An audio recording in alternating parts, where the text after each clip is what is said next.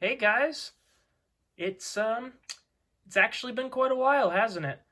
It's been at least a year, I believe. Time really does fly. I apologize for my absence. Lots of stuff's been going on. I've moved house, I've gone to college, just a whole bunch of stuff. But I thought I'd finally post once again now that I've had free time to continue those reviews I did last year. So, now we are going to continue my Sonic the Fighters reviews by reviewing Knuckles as well as Espio. So, let's get straight into it, starting with Knuckles. Alright, so here is the Sonic the Fighters Knuckles plush. As with the other plushes in this set, this one was released in 1997, along with the rest of the set, in Japanese UFO catchers to promote Sonic the Fighters in Japan. Here is his tag. Mine is a little bit crunched, but it's all good. It, of course, shows all of the playable characters as well as Eggman and Metal Sonic down there. Sega 1996, that is the year the game came out. Got Sega Fax Club and a bunch of Japanese I don't know how to read.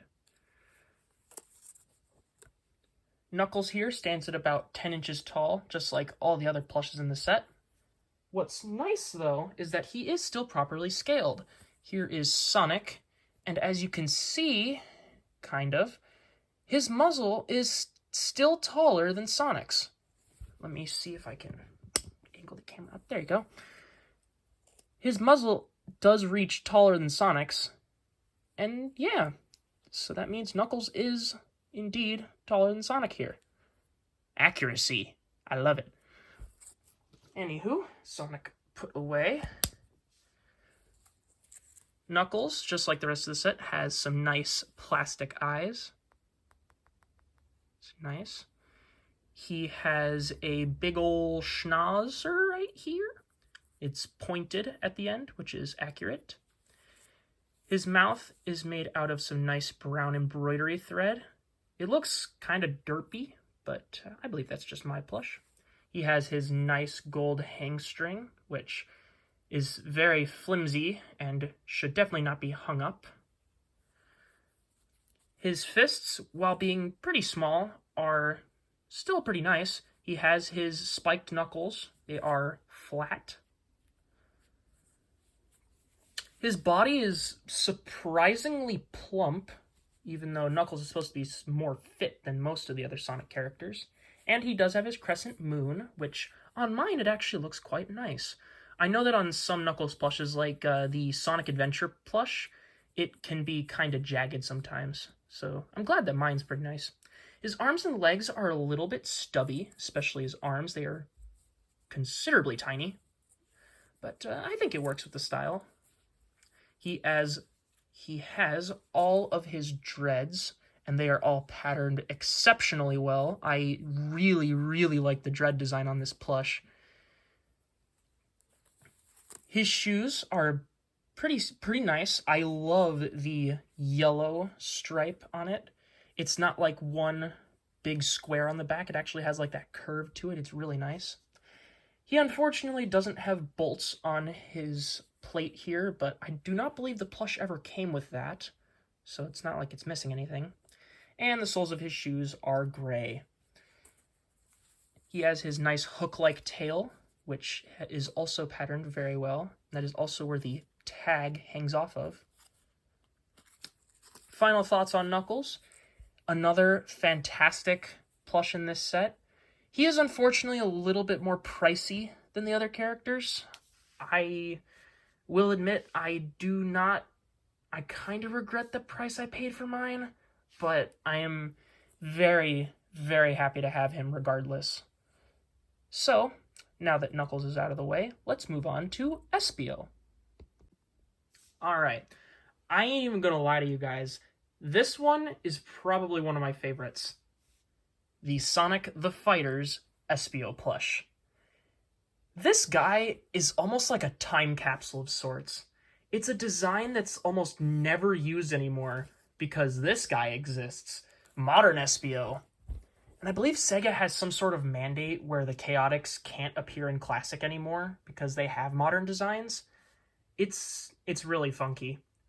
But this guy is proof that they existed at one point. So anywho, let's get on to the actual plush. Just like Knuckles, Espio also stands at 10 inches tall, just to be in scale with all the other characters. My plush is in pretty used condition. It feels great, but he's missing a bunch of his mint factors, if you will. He is missing a hang string right there. His tush tag is very faded. I can't read that at all. It's bad. And of course his tag is missing. I believe you can still see the little hole that his tag hook poked through though, which is interesting. Espio also has some plastic eyes, just like the rest of the set. Mine have held up pretty well.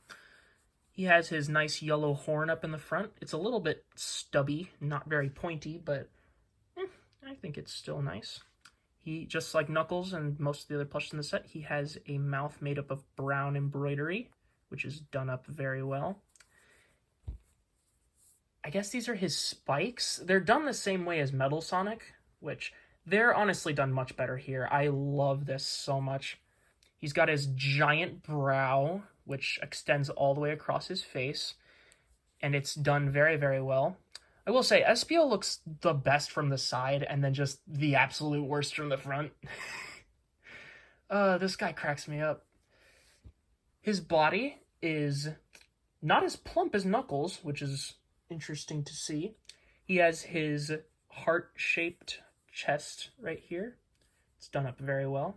He has his plain white gloves, which do have 5 fingers. He's also got the stubby arms and leg syndrome like Knuckles does, but like I said, it still works, and this is a classic Sonic plush set, not a modern one. Interestingly, I never knew that classic Espio has green spikes on his back, because if you guys don't know, modern Espio has black ones. You can also tell that his tail isn't as curly as modern Espio's. It's like Espio generations up in here. One thing I always really liked about Espio was his shoes. I love these green shoes with the buckle. It's done up really well. I love the inclusion of the buckle here, and the purple with the green just goes super well to me. I love it a lot. Overall thoughts on Espio, like I said, definitely one of my favorites, and if you can find him for a good price, I'd say absolute must-have right here. Like, definitively. Love, love, love this guy. And there you have it, guys. That is my series of in-depth reviews of my Sonic the Fighters plushes. If I do end up getting more in the future, now I only need 4 left. I'm missing Amy, Bark, Supersonic, and Fang.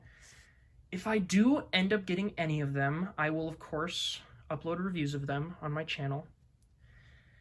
That would be very exciting if I could get more of them, but I am very, very content with the 7 that I have. These guys are absolutely legendary. I love them so much. It's definitely really nice to be back on YouTube, too. I apologize how long of a gap of time it's been. I think you guys also deserve to hear this as well. Last year, I hyped up a Sonic plush series I was doing. And now, looking at this now, I've come to the realization that I don't want to do that. So as of now, I will officially say it's canceled. It hurts to say that, but it's better than leaving you guys in the dark and having you wait for something that'll never come.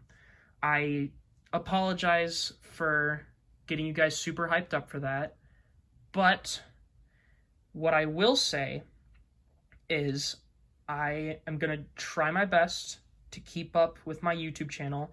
While it won't be a plush series, I will still keep posting reviews. Maybe I can start reviewing some more of my adventure plushes.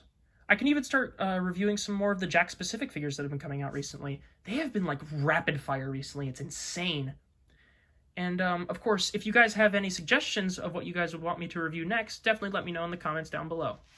For now, though, I will see you guys in the next something Sonic related video. Have a good day, guys.